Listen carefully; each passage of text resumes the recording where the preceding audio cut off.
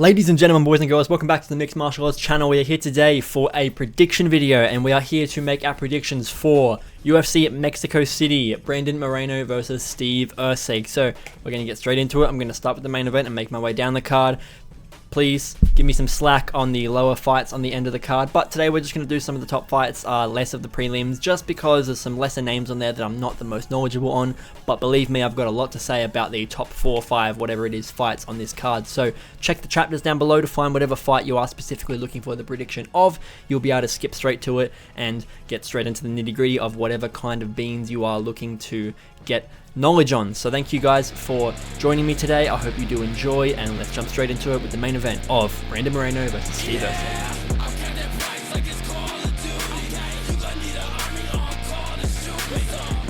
So this fight is interesting to have made.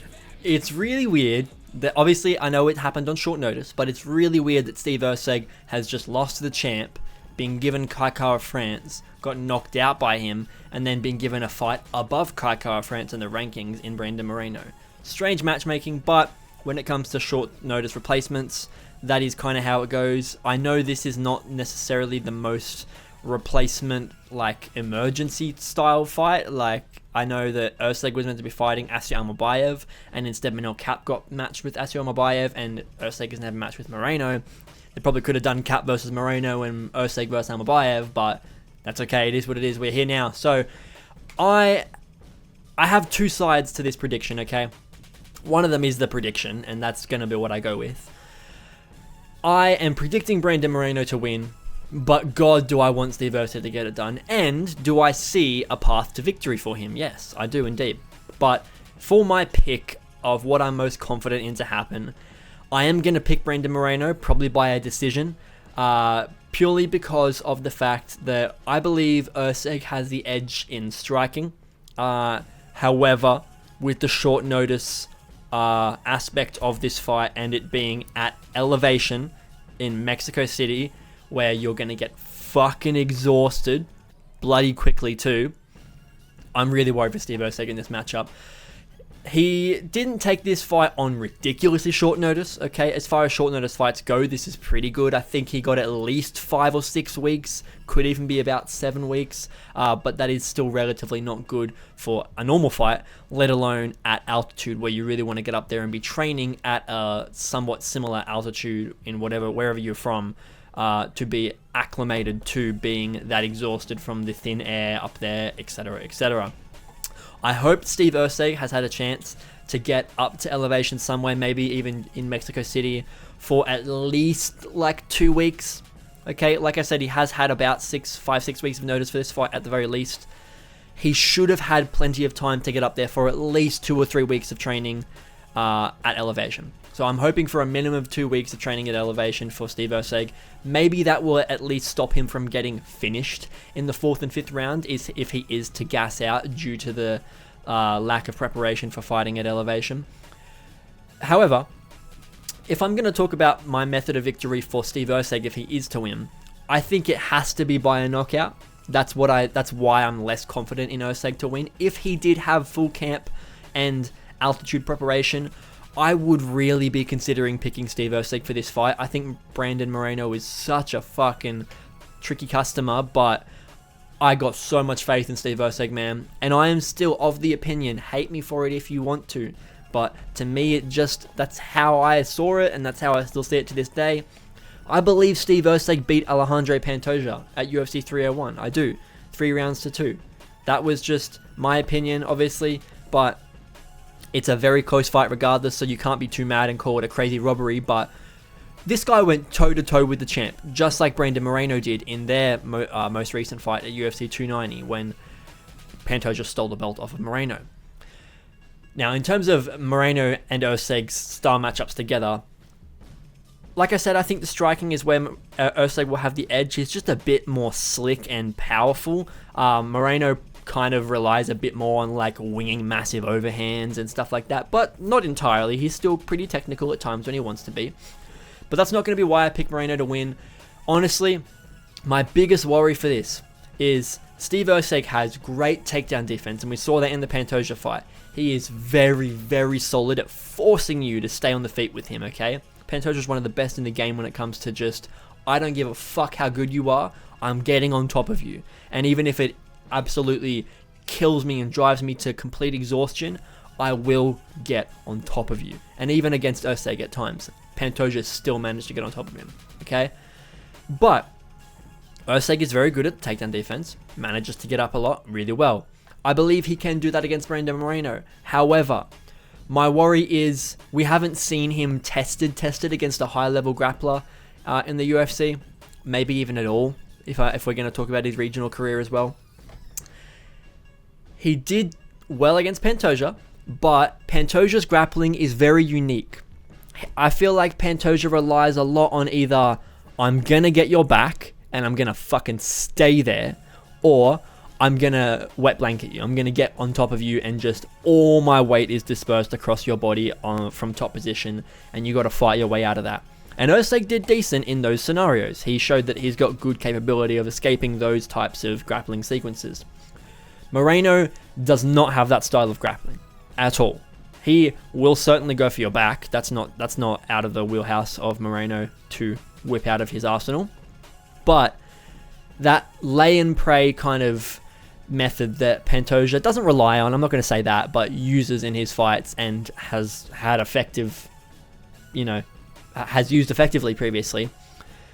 Moreno is way more of a super fast-paced takedown, big scrambles, trying to get into a submission or dominant position as fast as fucking possible, and maybe force you to make a mistake that's going to get him into those positions. And that makes me worry for Steve Erceg, because we haven't seen him tested in that kind of position. Now, he might do great.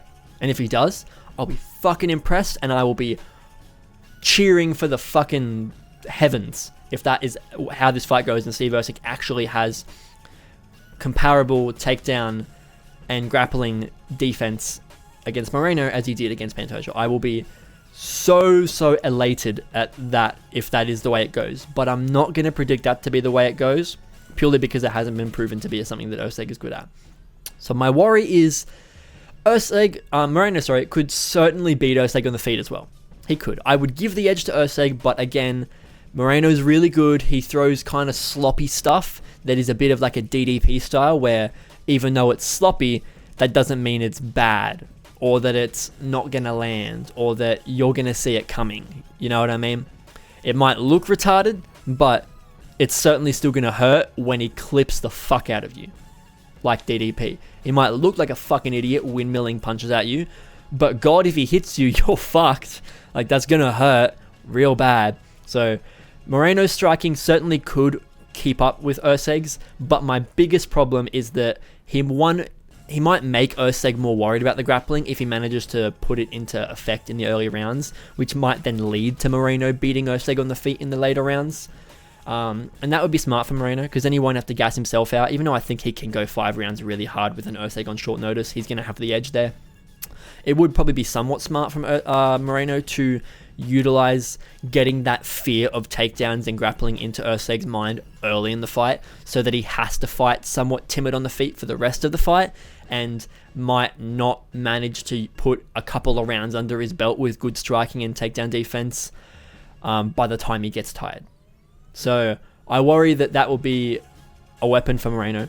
But my biggest worry, and this is going to be the final capstone of what I think is going to happen in the fight, is that Moreno just will have better ability to scramble and constantly force Erceg into yet another blitzy, scrambly grappling sequence again and again and again, and maybe they get back on the feet and then he does it again, and they strike again for a minute and then he does it again, and that will be where we really see Erceg tested on his actual grappling.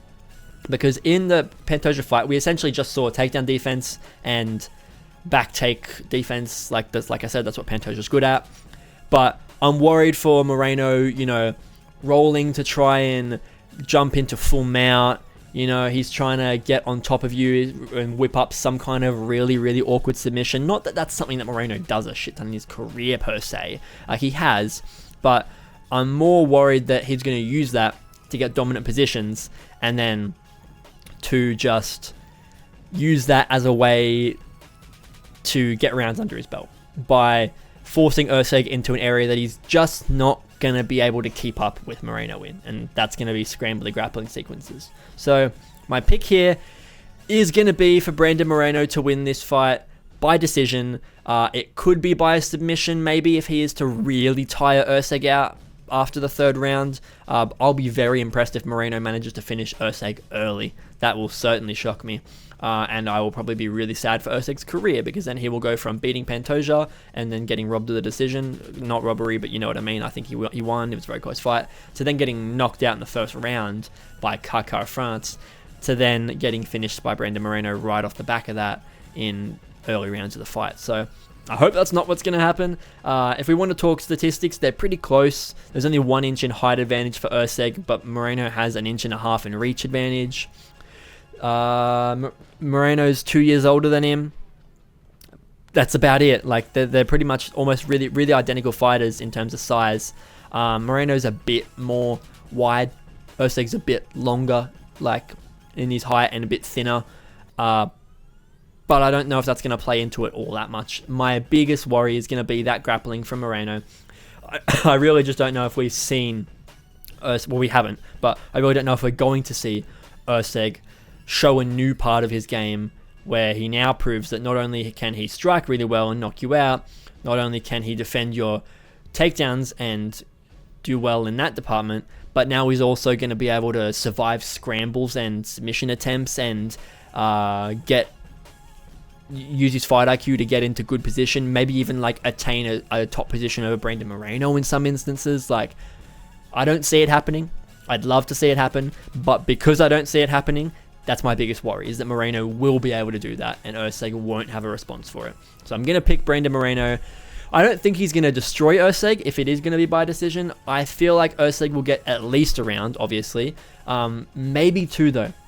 I feel like those first 3 rounds are going to be, really tough for Moreno if Erceg is well prepared and doesn't get scared of that takedown threat. And if so, there is a possibility where we see a world where if Erceg manages to get 3 rounds in those first 4 somewhere, and Moreno just only catches up and really outpaces him in that 5th round, maybe the 4th round, we could see a world where Erceg does manage to win a decision, even though he get gassed out late. But I'm not going to say that that's likely.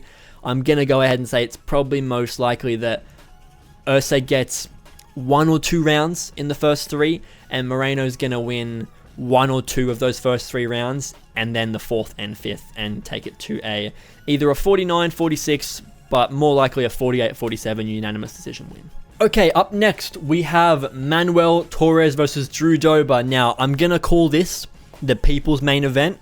I'm not saying that because Erceg Moreno's a bad fight. It's a fucking great fight. But good lord, is this matchmaking to a T. This is incredible matchmaking, okay? If you know that Torres is a beast and Dober will never shy away from a absolute war of a fight. In this fight, I believe we're going to see mainly striking, okay? Torres has a fair few submissions on his record. He's got 7. So 7 knockouts in the first round for Manuel Torres, 7 submissions in the first round, and 1 decision win. Other than that, he has had 1 loss in the first round by knockout. That was to Ignacio Bahamondes. And other than that, he's been knee-barred and heel-hooked in the first round in the regional scene.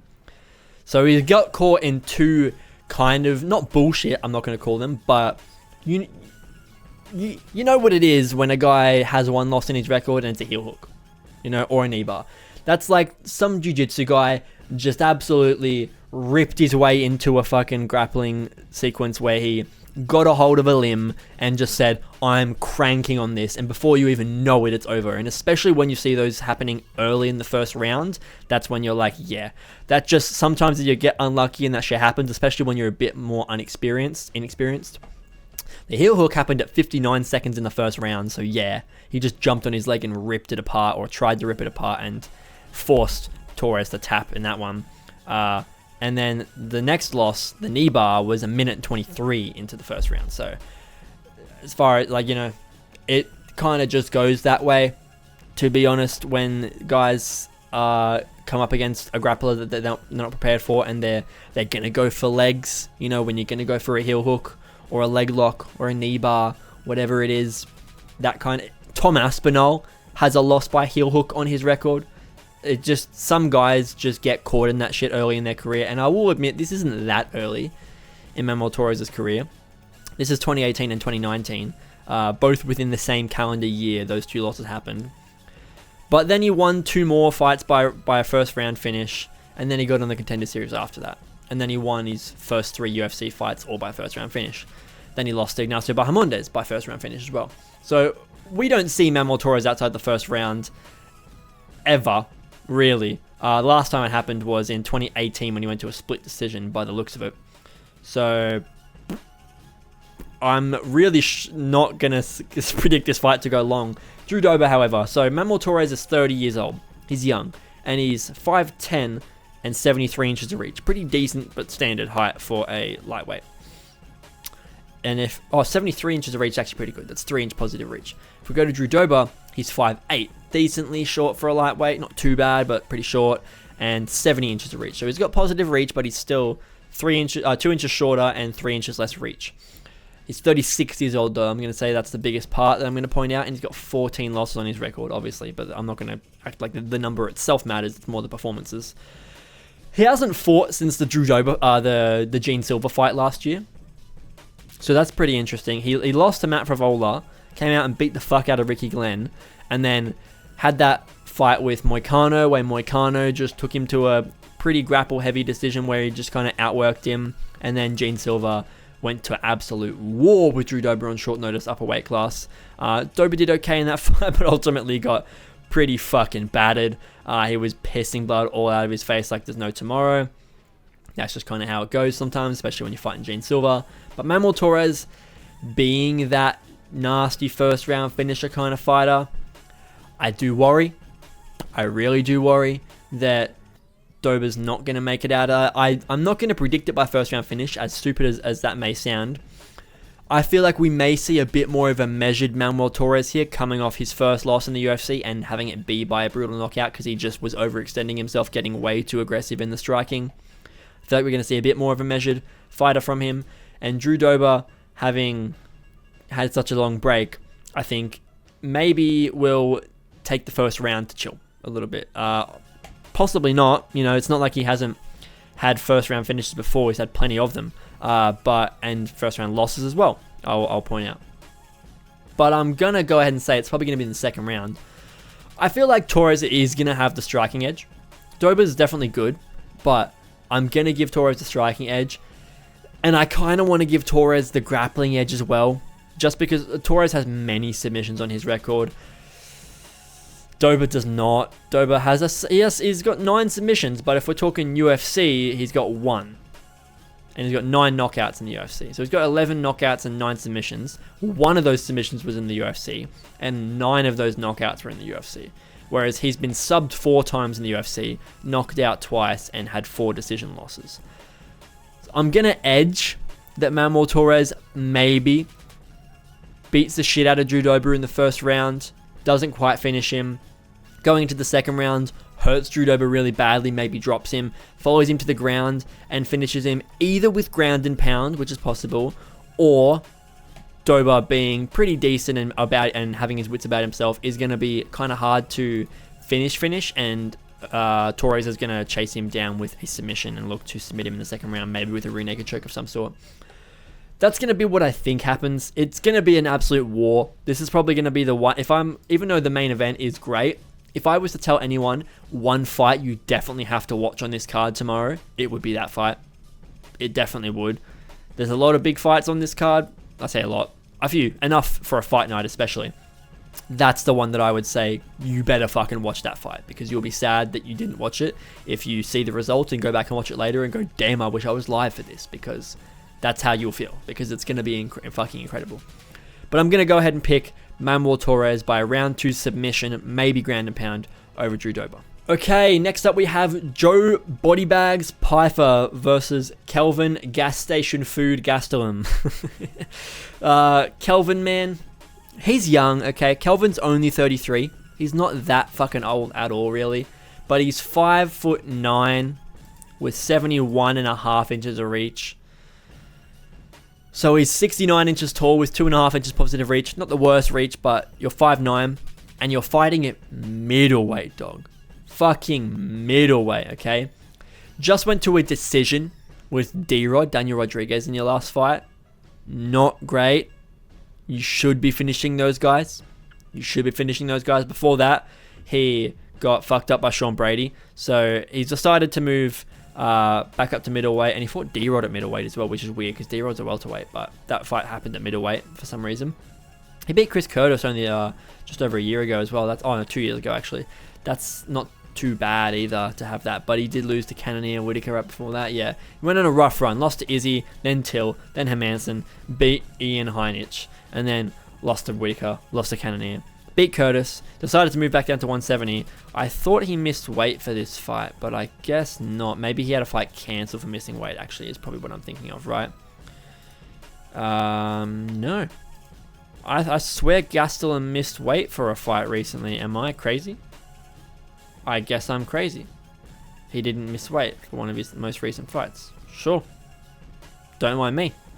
Don't mind me at all. But, oh, you know what? He did. That's why the D-Rod fight was at middleweight. Hey, I bet that's why it's at middleweight. Because he probably did miss weight and they changed it to middleweight. That makes total sense. But he's moved back up to middleweight now permanently. And as he says he's focused on that weight class. Good for him. But Joe Pyfer is 28, so he's 5 years younger than him, but the age isn't too bad because Gastelum's not too old, but he's got a lot of miles on the clock for how young he is. He's been fighting in the UFC for a long time, but he's 5'9".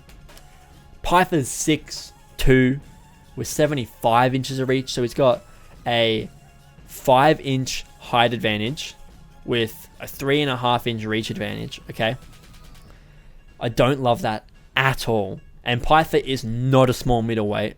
Obviously, I've just told you his height is decently tall, but in terms of width and muscle, he is a big middleweight, you know, not small at all, and has insane power in his hands for, I'm not going to say for his size, because he's a big guy, but just, you wouldn't necessarily pick him to have just, like, ridiculous power like he has. Like, how badly he knocked out Gerald Meerschaert and Alan Almadovsky and Marc-Andre Barrios in his last fight. Dude has some power, and he beat the fuck out of Abdulrazak Al-Hassan as well. Jack Hermanson was a really weird fight for him. So strange for it to have gone that way, but it did, and that's just how it goes sometimes. I'm going to pick Joe Pyfer here. I'm going to say that he's way, way bigger than Gastelum and way, way stronger than Gastelum. Now, Gastelum's not a stranger to being up against guys that are way bigger than him and way stronger than him and making it to a decision with those guys, okay? Because he'll strike with them. Cannonier, striker. Whitaker, striker. Hermanson, heel hooked him in the first round. Darren Till, striker. Izzy, striker. All these losses are to strikers. So I will go ahead and say that while he will probably do okay in the striking with Pyfer, and maybe he's able to dip and dodge out of the way a lot, if he doesn't get clipped and dropped and ground and pounded or submitted, I'm saying that Pyfer just straight up takes him down and submits him pretty badly as well. I don't think this is going to be a close fight. I feel like this could happen in the first round. Honestly, I'm open to the idea of second round, but I'm going to make my pick as first round. We saw, excuse me guys, my phone. We saw Pyfer show off a bit of that grappling against like Abdulrazak Al-Hassan, for example. He just kind of whipped out an arm triangle choke out of nowhere. I'm not sure that I'll say arm triangle choke, but that's very, very possible for the way that you're gonna finish Gastelum. If I'm gonna pick anything, Gastelum's been arm triangled in the UFC before by Chris Weidman, and he's been heel hooked by Hermanson and Kimura'd by Brady. So even guys that aren't that much bigger than him, like Brady, can still get you down, even though Brady's a really good grappler, obviously, and I'm not going to try and diminish that. Brady's top control and ability to stay on top of you is really, really fucking underrated, and we saw that against Leon Edwards. I am just going to say Gastelum just gets taken down by by Joe Pyfer, and he just submits him badly in the first round. Pretty badly. I'm open to the idea of a rear naked choke possibly, or maybe something a bit more aggressive, but I'm gonna probably go with the pick of an armbar. So I'm not armbar, sorry, an arm triangle. So I'm gonna say Joe Pyfer by arm triangle choke over Kelvin Gastelum in the first round. Okay, last fight I'm going to do for this prediction video, guys. Just a quick one, just 4 fights. I know the card is a bit longer than that, but while I will admit, lots of fun fights here. Ronaldo Rodriguez, Kevin Borjas, decent fight. Edgar Chavez versus CJ Vergara, bit of a journeyman versus journeyman, but still fun. Atiba Gautier, how you say his name, is making his UFC debut, and he looks like a fucking killer. Melquizel Costa versus Christian Rodriguez, that's a fun fight. We got Jamal Emmers is fighting, and there's a fair few decent names on the card. But this is going to be the last one that I talk about, just because I don't want to sit here and yap about shit that I'm not that knowledgeable on, and that I haven't done my research for. But Raul Rosas Jr. versus Vince Morales. So, this is a pretty decent step up in competition for Raul Rosas, I'm going to say. Hey, I don't think he's fought since UFC 306, has he? Nah, he hasn't. That was the last time he fought against Aori Chileng. Before that, he came into the UFC off the Contender Series win, gets a round 1 rear naked choke, loses to C-Rod, okay, by C-Rod, being the fraud checker that he is. Beats, and did C-Rod miss weight in that fight? I feel like C-Rod missed weight in that fight. He did. C-Rod missed weight by 1.5 pounds in that fight, and then he missed weight in his next fight again against Cameron Simon. So he loses to C-Rod by decision. Then he fucking beats the shit out of Terrence Mitchell in the first round. That was a bit of a mismatch. Terrence Mitchell had just got signed to the UFC, I believe, and was not that good, evidently. He lost to Kayo France in the first round by knockout on the Ultimate Fighter back in 2016. Left for 2 years. Came back, got 1 win. Left for 5 years. Came back and got 2 first-round finishes, and then they signed him to the UFC, and he lost to Simon and Raul Rosas Jr., both in the first round, both in a row. So, little bit fucking he's not proving yourself much. It's a bit of an uneventful win to have on your record, but he did get him out of there in the first fucking minute of the round, so good shit from him. Then he fights Ricky Turcios and gets Ricky Turcios out of there by rear naked choke in the second round. Solid win for Raul Rosas Jr. then. And Aori Chileng, obviously he didn't get the finish. He took him to a decision. Would have liked to see you beat someone like Aori Chileng, who's not the best, really. He's 3-4 in the UFC. He's been finished by Cameron Erceg. That's about it. Oh, sorry, he got finished. Oh, no, he hasn't been. He got finished by Ayman Zahabi, sorry. Knocked out by Ayman Zahabi. But other than that, Cody Durden couldn't finish him. Jeff Molina couldn't finish him. Okay, Daniel Markov, they went to a no contest from the groin strike. That's right, yep. I'm going to go ahead and say that Vince Morales is a very tough challenge for Raul Rosas, especially because his grappling is what makes him tough. He's been in the UFC before, and he got cut from the UFC, and eventually came back. Recently, he lost to Taylor Lapulus, which is not the worst, but Taylor Lapulus did just get cut from the UFC for not being the most active. He's a bit of a lackluster fighter. And then he had that fight with Elijah Smith earlier this year. Literally a month ago, actually. That fight was incredible. Elijah Smith versus Vince Morales is a wonderful watch if you enjoy grappling. I would highly recommend, if there's one fight that you're going to go back and watch for a little bit of research before you watch Raul Rosas Jr. versus Vince Morales, go and watch that fight, because it's a very recent version of Vince Morales, and he looked great. And Elijah Smith is a tough contender who just came off the Contender Series. He's very, very young. He's 8-1. He is, how old? 22 years old. He's young as fuck, man. And Vince Morales is pretty young too. Oh, he's 34! I would have guessed that Vince Morales was like 31. That's pretty surprising, but I mean, to be fair, that makes sense, to be fair, since he was in the UFC previously and got cut. And he has a win over Ayman Zahabi, so that's aged pretty well. That win is aged pretty well. And a loss to Song Yadong isn't the worst, and Chris Gutierrez isn't the worst. Jonathan Martinez, not the worst. Miles Johns, that's not a great loss at all, actually. That's a pretty bad one. But he's back 2 years later, loses Taylor Lapulus and Elijah Smith. I'm going to pick Raul Rosas Jr. just because I feel like he's going to do better. He's 20 years old, he's very young. But again, so was Elijah Smith. and he did well against Vince Morales. Both guys with good grappling in terms of being the aggressor in the grappling. Vince Morales is really good when he's on the defensive of grappling, which was tough for Elijah Smith, and is going to be what I say gives the most challenge to Raul Rosas Jr. is the fact that Vince Morales has good defensive grappling and is good at whipping out submissions. I think he chucked up, I'm going to look it up now, he chucked up like 4 submission attempts against Elijah Smith throughout that fight, at least. There was multiple attempts there, 2. It says it was only 2, but there was 3 submission attempts from 3 from Vince Morales, 1 from Elijah Smith. Yeah, so many submission attempts. I think there was how many? So like in what rounds did they happen?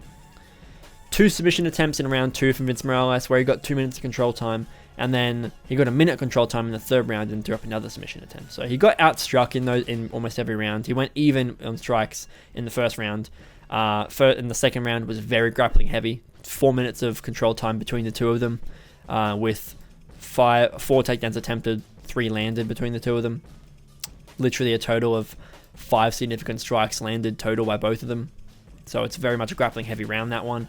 And it was a very close fight, and they gave it 29-28 to Elijah Smith. I believe Vince Morales may have won the 2nd round, if I'm not mistaken. That 1st round was very close, but Elijah Smith also got a takedown, got a little bit of control time with it, not sure. But it was a very close fight. But then in the 3rd round, Elijah Smith kind of just took the mantle and walked away with it a little bit more and edged out the fight at the end there. But even though I'm saying this, this is going to be, I'm laying out the groundwork for the possibility of an upset here from Vince Morales to get a submission win over Raul Rosas Jr. But God, good luck getting your hand underneath that chin. Like, that's going to be a fucking tough guy to submit. But then again, if you do get your hand under that chin, it's going to be hard to get your hand back out. Like, I feel like Raul Rosas, that big chin's helpful until a hand's under it. And then you're wishing that you had no chin so that you could just slide your fucking chin back against your chest and have the arm pop out. With a big protruding chin like that, there's a lot of room to lock a limb or an arm underneath that chin pretty fucking badly. So that's my biggest worry for Raul Rosas, and that's why I'm going to say Vince Morales could win the fight. If he does, I bet he does that in like the 2nd round too. But I'm going to make my pick of Raul Rosas Jr. probably by a decision. I don't think he's going to be able to finish Vince Morales just because of how good he is in the grappling department, and I don't think that Raul Rosas Jr.'s striking is good enough to put Vince Morales out of there. If Elijah Smith's wasn't, because Elijah Smith is a very good grappler, striker. So I'm going to pick Raul Rosas Jr. to win this one by decision. Probably 29-28. I bet Vince Morales gets around in there, to be honest. Probably from submission attempts and getting Raul Rosas just uncomfortable a little bit. And then Raul it'll be either the 1st or 2nd round that Vince Morales wins. And then as the fight goes on, Raul will kind of take control again, be a bit more cautious, and get himself to a decision victory there. So I'm going to say 29-28 decision for Raul Rosas Jr.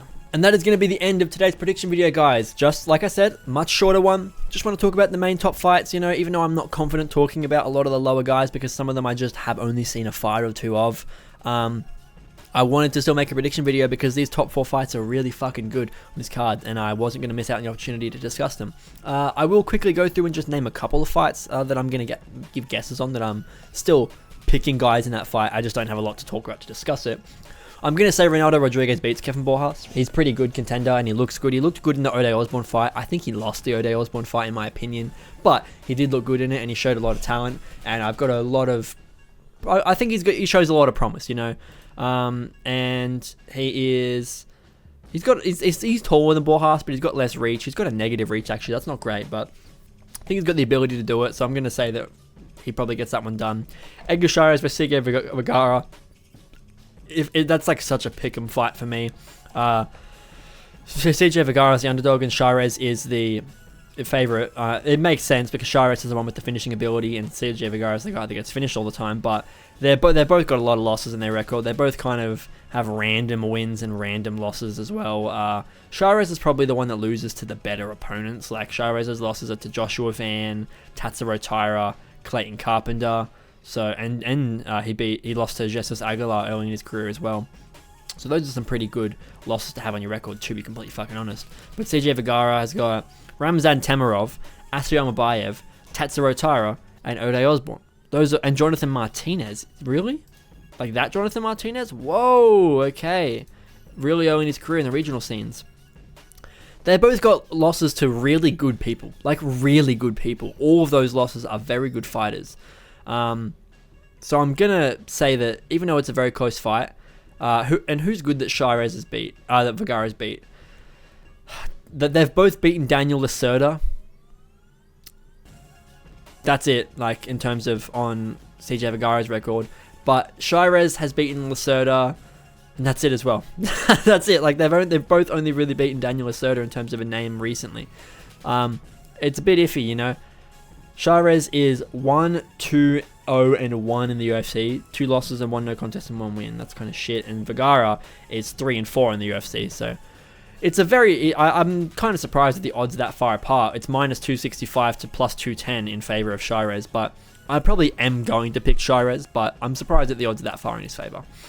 Below that, I'm probably going to pick Atabar Gautier to win because he's a heavy favorite. Oh my god, 550 to 400. But he looks like a fucking monster, to be honest. Just in terms of his contender series appearance was very, very, very promising. He absolutely destroyed that guy with that finish, with the ground and pound that he just absolutely tore him apart with in that second round. I don't really know that much about Jose Medina besides that he's got a lot of losses in the UFC. He's only got 1 loss in the UFC. Oh, and on the contender series. Yeah. So yeah, he lost to Magomed Gadzhimulov, who's not the best on the contender series, and then he lost to Zachary Reese by decision, who we've also learned maybe isn't the best either. Zachary Reese got a crazy early first round knockout on his record in the UFC, but that's about it. Other than that, he's had some really fraudulent kind of losses. Milk Rizal Costa versus Christian Rodriguez. I'm definitely going to pick Christian Rodriguez to win this one. He seems to be on a bit of a run right now, and he doesn't lose to anyone except Julian Erosa for some fucking reason. Jonathan Pierce early in his career. That's going to be my pick for that one. Not a lot to say about it besides the fact that C-Rod just is good, and he looked really good in that Austin Bashi fight last time. He looked really good. Milk Rizal Costa obviously isn't a contender who's undefeated, which is the kind of shit that Christian Rodriguez does well against, but I'm still going to pick Christian Rodriguez to win that one. And that's going to be it. That's the most fights that's all the fights that I've got a lot to say about. So guys, I hope you did enjoy this prediction video. Please let me know in the comments what fight you're most excited for, what you're looking forward to most on this card, and maybe let me know if there's a prediction that you think is a bit crazy from me and what you think will happen in place of my prediction, or let me know what kind of prediction you think I am very correct on, or maybe one that you didn't expect me to pick and that other people are picking against. Let me know. I'd love to hear your discussions in the comments below. Leave a like, throw a notification so that you don't miss any uploads and live streams. I will be live for a Fight Companion for this event this weekend. Be sure to join me. I'll probably be there for the majority of the main card, I'd say. Maybe a little bit earlier than that as well. What time does it start my time? Let me quickly check. It begins at... The main card starts at 10 a.m. Yes, that's pretty good. So I'll probably come on around the start of the main card.